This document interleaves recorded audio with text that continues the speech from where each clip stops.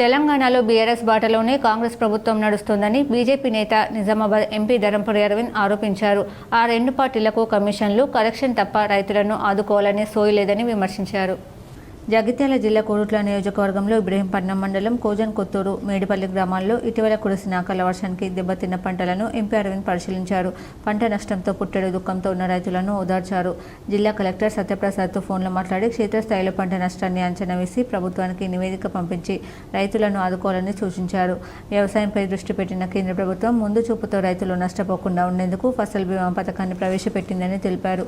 గత 10 ఏళ్లు పాలించిన బీఆర్ఎస్ ఇప్పుడు ఏలుతున్న కాంగ్రెస్ ఫసల్ బీమా పథకాన్ని తెలంగాణలో అమలు చేయడం లేదని తెలిపారు.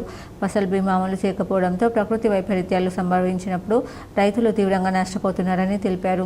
రైతుల పొట్ట కొట్టి కోట్లు సంపాదించిన బీఆర్ఎస్ 10 నుంచి 20 కోట్లు ఖర్చు చేసి సభ పెడుతున్నారని, ఆ సభతో ఏం పీకుతారని ప్రశ్నించారు. రైతుల పట్ల కాంగ్రెస్ ప్రభుత్వానికి చిత్తశుద్ధి ఉంటే వెంటనే ఫసల్ బీమా పథకాన్ని అమలులో తీసుకురావాలని కోరారు. ప్రస్తుతం పంట నష్టపోయిన రైతులకు ఎకరానా 50,000 చొప్పున పరిహారం చెల్లించాలని డిమాండ్ చేశారు.